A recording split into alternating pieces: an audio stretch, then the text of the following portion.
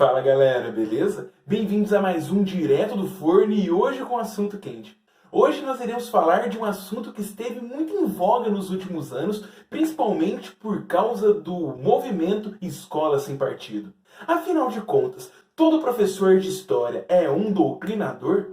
Antes da gente seguir com esse papo, você já sabe. Deixa aí o gostei no vídeo, se inscreve no canal e se curtiu, compartilha com os amigos. Galera, rumo a 2.200 inscritos. E não se esqueça que eu sempre deixo aqui embaixo na descrição as minhas redes sociais, com foco para o meu Instagram, que eu estou fazendo conteúdo diário sobre história e política, segue lá. E também as referências bibliográficas que eu uso para fazer esse vídeo. E antes da gente seguir para o conteúdo de hoje, eu tenho que fazer uma errata. No meu último vídeo, analisando o Brasil Paralelo, a produtora de vídeos de conteúdo conservador que está muito popular no Brasil, eu falei que eles recebiam dinheiro público quando eles colocaram o documentário deles na TV Escola, órgão governamental. Na verdade, não tem dinheiro público envolvido, foi cedido de graça, mas ainda assim é muito preocupante quando aquele tipo de material é passado na mídia oficial. Fica aqui a errata, mas também a preocupação. Agora, chega de papo furado, vamos logo pro vídeo. Ai, ai, a doutrinação.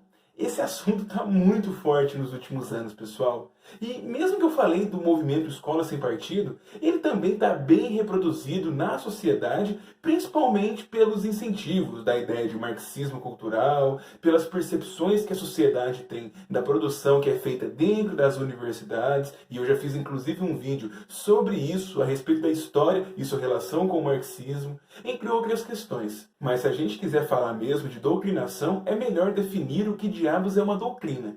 E, gente, doutrina nada mais é do que um conjunto de normas filosóficas que tem como objetivo sustentar uma ideia. Dessa forma, uma doutrinação seria você exercer essas normas filosóficas sobre alguém. E isso pode ser aplicado tanto ao marxismo, ao conservadorismo, ao nacionalismo, entre várias outras doutrinas políticas e filosóficas que a gente tem nas ciências humanas e também nas manifestações sociais. E essa perseguição da doutrinação vai acometer basicamente todas as matérias dentro da escola. Afinal de contas, qualquer professor poderia ser um doutrinador que colocaria um certo tipo de ideia na cabeça do seu aluno. Acontece que na história nós temos toda uma atenção especial para o professor e para a própria matéria. E eu vou sustentar aqui no vídeo 2 pontos de por que o professor de história é acusado de ser um doutrinador. O primeiro ponto, eu acho que envolve a questão dos paradigmas científicos que a gente tem na história. Afinal de contas, a história, muitas vezes, é encarada como uma ciência que serve de descrever e expor alguns fatos, acontecimentos e personalidades do passado. Só que isso é uma grande ideia que foi feita no fim do século XIX, quando a história começou a ganhar margem científica, uma metodologia, uma preocupação com a pesquisa.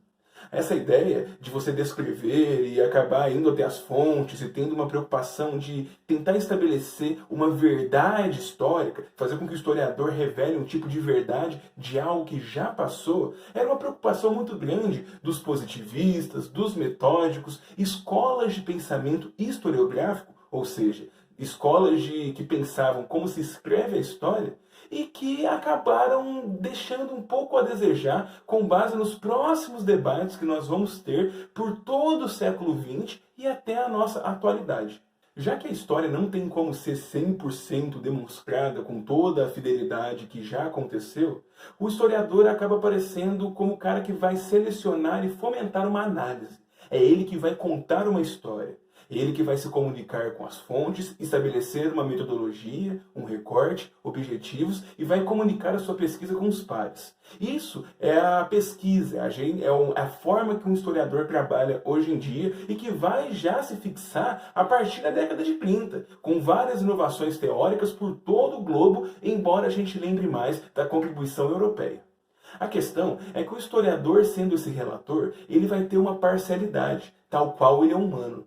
Por ele ser uma pessoa inserida em uma sociedade, com uma visão ideológica, com todo um aparato metodológico que tem que depender da sua capacidade cognitiva, da sua visão de mundo e do seu objetivo, a gente acaba tendo sempre que estabelecer uma ligação com o passado baseado na ligação com o presente. É um conceito que vai ser desenvolvido nas escolas dos análises, que é uma escola de pensamento historiográfico francês, que já vai colocar que a gente tem os olhos para o passado baseado nas questões e demandas do presente. O passado já passou. A gente vai acessar ele conforme as nossas necessidades de agora. Precisa de alguma coisa nesse momento que eu estou aqui para eu ir até uma fonte, para eu fazer um trabalho. E é isso que faz com que a abordagem científica do historiador seja sempre parcial. A impessoalidade é impossível, porque ele é um ser humano. O historiador, como eu disse, está inserido em uma sociedade. Então, esse tipo de parcialidade, que já rompe com outros pensamentos de escolas historiográficas, acaba sendo um grande desafio para o senso comum. Já que as escolas, os materiais didáticos e mesmo a percepção geral da média da população faz com que a história seja olhada como algo simplesmente factual, que tem que descrever acontecimentos. E isso acaba destoando da produção acadêmica que acontece hoje. Aí uma pessoa vai lá, faz uma faculdade de História, aprende a questão da parcialidade e vai dar uma aula. E as pessoas que estão ali pagando por essa aula ou frequentando uma escola pública acabam tendo uma certa distância. O professor sabe que ele é parcial, só que o aluno não sabe. E aí cabe a questão do papel do professor. Como ele tem essa noção científica, ele tem que passar essa ideia, que a história é parcial, tem de vários pontos de vista e que ali serão abordados alguns que não são definitivos e que a pesquisa por parte do aluno, inclusive com livros, com outros professores, em um debate saudável, vão fazer o debate e o conhecimento florescerem. E aí, esse primeiro ponto acaba sendo algo muito destoante e muito criticado. Já que como essa parcialidade não chega até os confins da população, a gente acaba tendo uma grande perseguição por pessoas se dizerem parciais. E isso acaba sendo complicado, já que a noção de ciência que se tem é uma perspectiva racional, simplesmente cartesiana, impessoal, fria. E isso para a história simplesmente não serve, embora seja a ideia muito comum na população. E aí entra o segundo ponto. Já que existe a parcialidade na história e na maioria das ciências humanas, nós temos que colocar o historiador dentro de uma cultura. Uma cultura escolar, uma cultura universitária, uma cultura que ele pega da sociedade, que não necessariamente bebe da tradição historiográfica ou da produção que é vigente na academia, mas sim as observações que ele vê em redes sociais, os documentários, os filmes, os próprios sentimentos dele. E isso é o mais complicado. Porque já que a gente tem essa ideia parcial na história, acaba que esse pensamento cultural do historiador ou do universitário, enfim, acaba sendo muito atacado e as pessoas, ao atacarem esse comportamento, acham, na verdade, que a história é aquilo ali e que eles têm que, na verdade, fazer uma cruzada para ou melhorar ou moralizar o conteúdo histórico. Afinal de contas, um historiador, um professor de história, ele está ali envolvido em um monte de pequenos universos. A gente tem muita ideia hoje do marxismo cultural como uma cultura marxista impregnada nas ciências humanas que ocuparam espaços de poder de forma planejada para impor um determinado pensamento que seria esquerdista, progressista e destruiria várias balizas morais que seriam empregadas pelos conservadores. E isso não é verdade. Afinal de contas, a gente tem vários pequenos universos, várias hegemonias disputando o ambiente cultural da produção acadêmica, da imprensa, da universidade, da sociedade. E a gente não pode falar que existe uma força maligna e conspiratória que quer povoar o mundo para impor uma ideia necessariamente. Mas as pessoas acabam comprando esse discurso porque a gente tem sim uma cultura universitária progressista. Uma cultura que é muito engajada em movimentos estudantis e séculos acadêmicos que acabam ganhando muita voz, tanto pela sua presença nas universidades, quanto por seu papel de protesto mesmo. É a imagem que fica. Assim como a gente também, de fato, tem uma cultura mais aberta em espaços universitários ou em determinados lugares mais cosmopolitas, que fazem com que noções mais clássicas, como a monogamia, a questão da sexualidade, o papel da mulher, a questão de como educar uma criança, entre várias outras questões, acabem sendo distantes do afegão médio acebolado, como diz o Emílio Surita. Então essa percepção, ela existe. Se o Abraham Weintraub vai lá e fala que a universidade é só o lugar de fumar maconha, e entre outras coisas, é porque essa percepção está inserida em uma determinada parcela da sociedade, que também não é hegemônica, mas ela existe. e a gente tem que dar atenção para ela. Porque, afinal de contas, a gente tem sim uma cultura universitária de cunho mais progressista e que sim, muitas vezes, se comunica com algumas ideologias mais à esquerda. Mas não só, e não funciona aquele jeito que o indivíduo entra na faculdade e começa a ler Marx de forma adoidada. As coisas não são simples assim, embora de fato a gente tenha uma cultura de equilíbrio social mesmo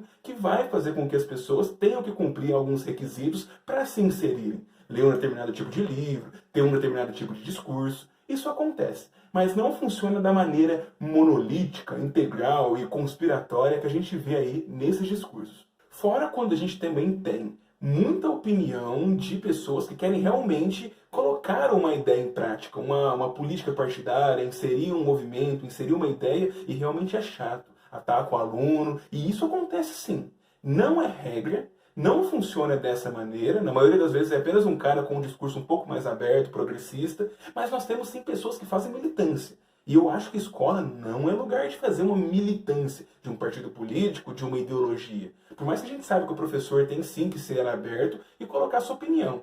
A questão é simples, deixa claro que é a sua opinião e que existem outras. Eu acho que tem que deixar esse ambiente aberto, até porque muitos alunos se sentem desconfortáveis quando um professor coloca a visão dele de forma assim e muitas vezes não abre espaço nem para o aluno. Eu fui aluno, tive professores assim e me incomodava bastante. Na minha visão, uma aula, que eu já coloquei inclusive isso aqui em vídeo, deveria abrir as opiniões, deixar claro que a história, por ser parcial, tem vários pontos de vista, mas que as fontes e os consensos científicos da historiografia têm poder de veto para qualquer tipo de opinião, como por exemplo, a gente não pode simplesmente falar que o Holocausto não existiu ou coisa do tipo, as fontes têm poder de veto.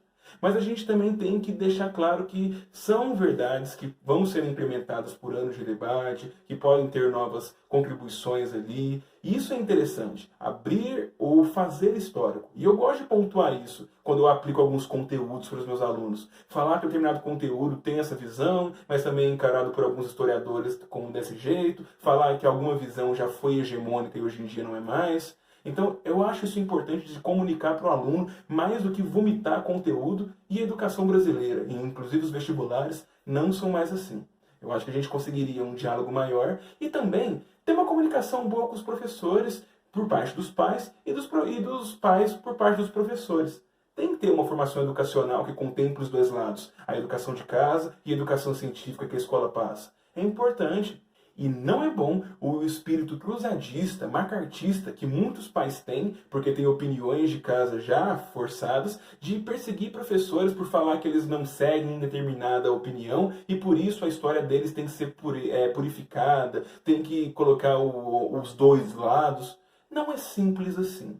Ainda mais porque muitas vezes o pai não tem a noção de história que até um professor tem. E também muitos professores não têm nem a formação adequada para ser culpado de alguma coisa. Afinal de contas, tem muita universidade de baixa qualidade que acaba colocando coisas ruins para os futuros professores aprenderem, e isso reflete também na formação educacional que a gente possui no Brasil. São várias questões e não esbarram em nenhum momento em um marxismo cultural ou em uma doutrinação sistemática. E é isso, meu povo.